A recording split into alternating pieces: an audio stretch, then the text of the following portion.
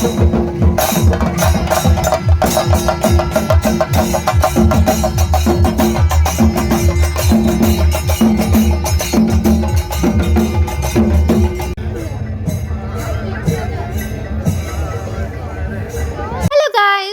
Back to my YouTube channel.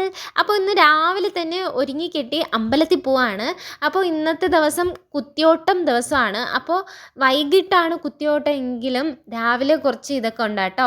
മറ്റേ ഉരുൾ നേർച്ച, കുഞ്ഞുങ്ങളെ നടക്കിരുത്ത്, ഇങ്ങനത്തെ കുറച്ച് പരിപാടിയൊക്കെ അമ്പലത്തിലുണ്ട്. അപ്പോൾ അത് കാണാൻ വേണ്ടി പോവാണ്. പക്ഷേ നമ്മൾ എത്തിയതും മറ്റേ ഉരുൾ നേർച്ചയൊക്കെ കഴിഞ്ഞു കേട്ടോ. എല്ലാ കുട്ടികളും ഇങ്ങനെ തിരിച്ചു പോകുന്നുണ്ട്. പക്ഷേ ഇതുപോലെ നമ്മളെപ്പോലെ കുറച്ച് പേര് ഇങ്ങനെ ലേറ്റായി വരുമല്ലോ.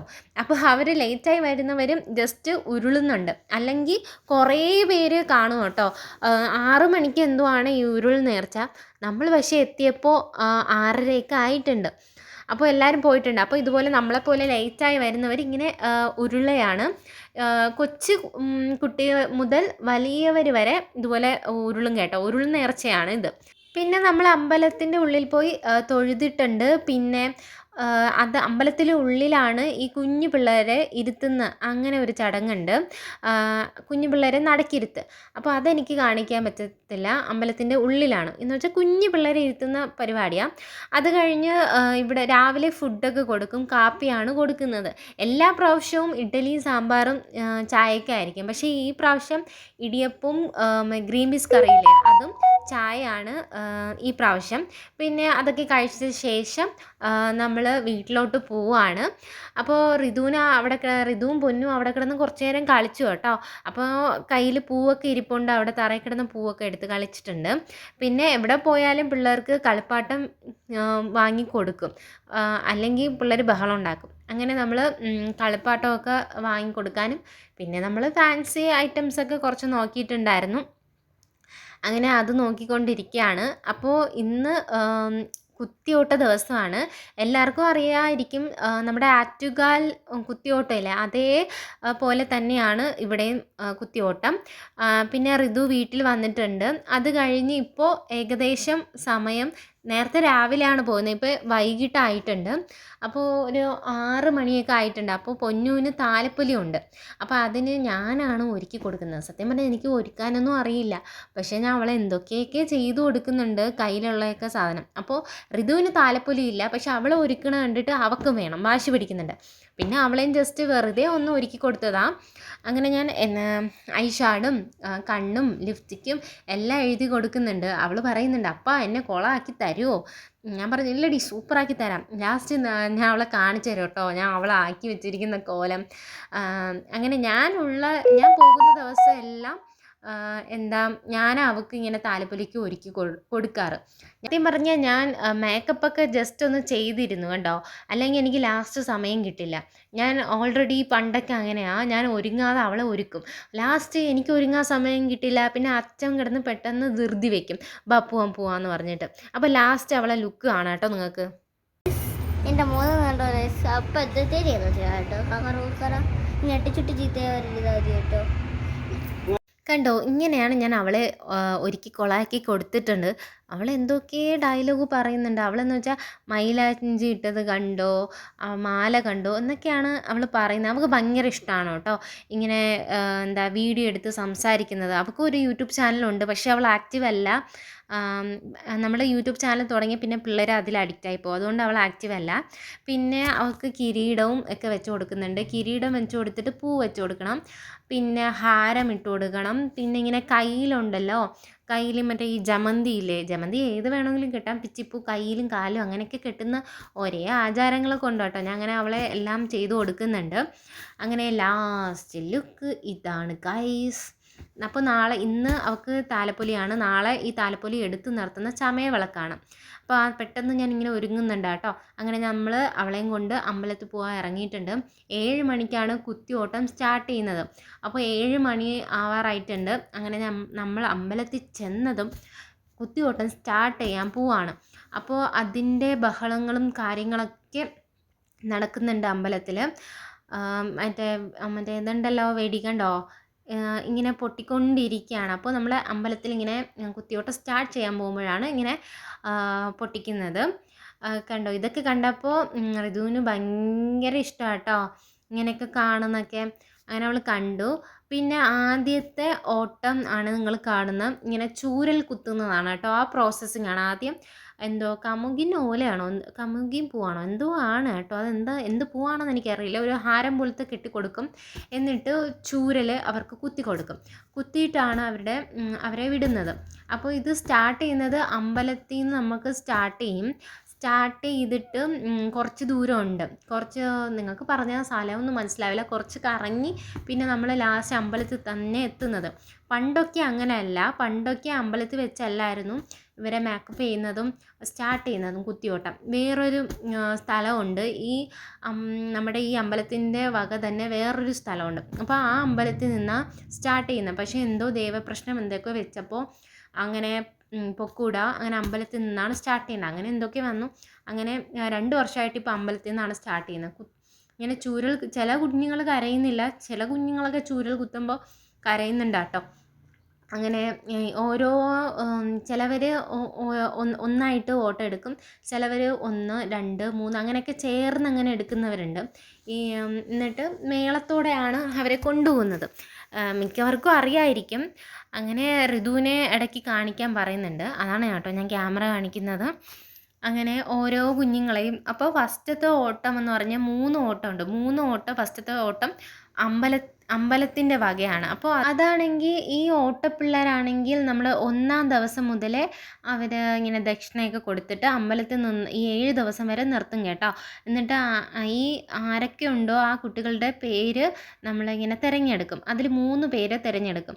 അത് തിരഞ്ഞെടുത്തത് അത് അമ്പലത്തിൻ്റെ ഇതിലായിട്ടാണ് തിരഞ്ഞെടുക്കുന്നതെന്ന് വെച്ചാൽ അമ്പലത്തിൻ്റെ വകയായിട്ട് എല്ലാ ചിലവും അവരാണ് ആ 3 കുട്ടിയുടെ നോക്കുന്നത്. ബാക്കിയുള്ള ഓട്ടം നമ്മൾ നടത്തുന്ന നേർച്ചയായിട്ടാണ്. അങ്ങനെയാണ് കേട്ടോ. അപ്പം ഏകദേശം 39 38 എന്തോ ഓട്ടം ഉണ്ടായിരുന്നുള്ളൂ. ചില പ്രാവശ്യമൊക്കെ ഇതിനും കാട്ടി കൂടുതൽ വരും. അങ്ങനെയൊക്കെയാണ് കേട്ടോ. അങ്ങനെ വാദ്യമേളം, ചെണ്ടമേളം അങ്ങനെ പല ടൈപ്പിലുള്ള ഇതൊക്കെ ഉണ്ട്. പണ്ടൊക്കെയാണ് സത്യം പറഞ്ഞ രസമായിരുന്നത്. പണ്ട് മറ്റേ എന്തുവാ ഈ ഡാൻസൊക്കെ കളിക്കുന്നവരൊക്കെ കാണൂലേ പണ്ടത്തെ. ഇപ്പം അതൊന്നും ഇല്ല കേട്ടോ. അപ്പോൾ ഇതുകാട് ശ്രീ ഭദ്രകാളി ദേവി ക്ഷേത്രമാണ് പാച്ചല്ലൂർ. അപ്പോൾ അവിടുത്തെ കുത്തിയോട്ടം നിങ്ങൾക്ക് കാണാം കേട്ടോ.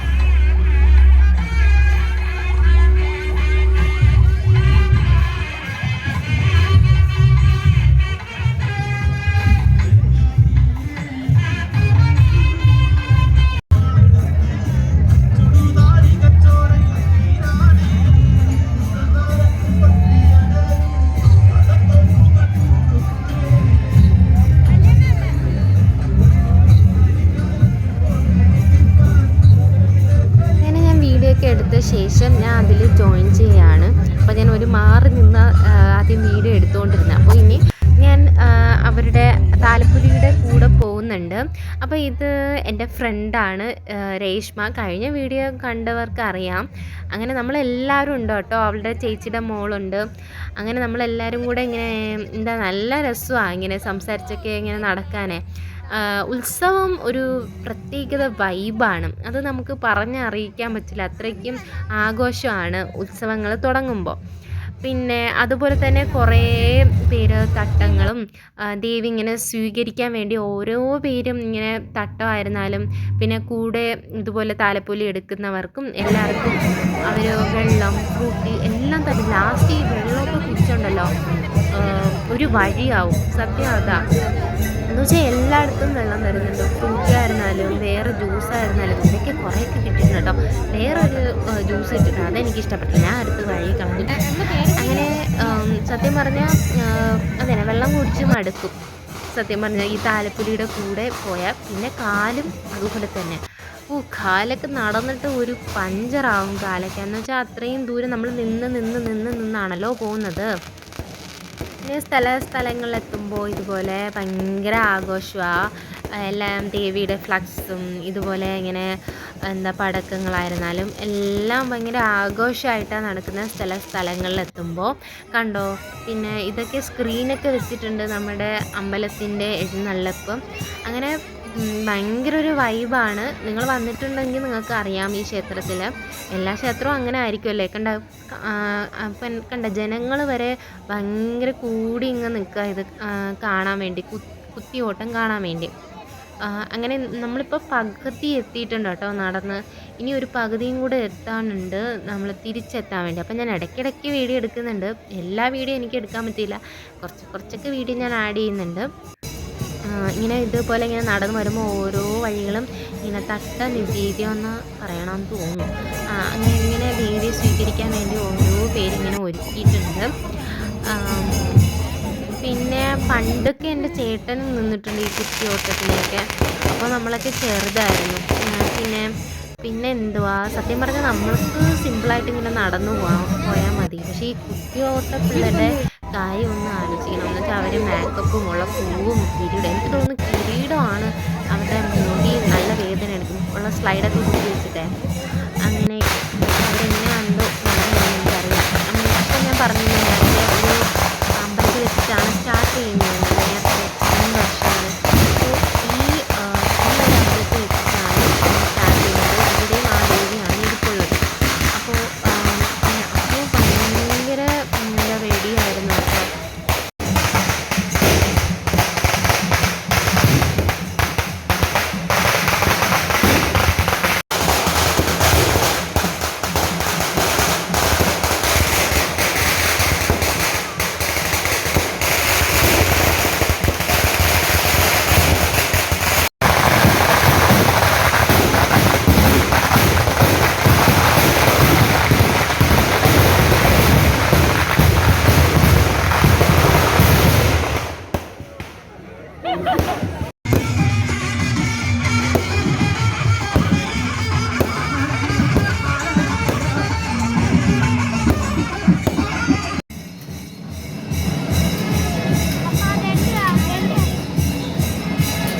അങ്ങനെ നമ്മൾ ക്ഷേത്രത്തിലെത്തിയിട്ടുണ്ട് തിരിച്ച്.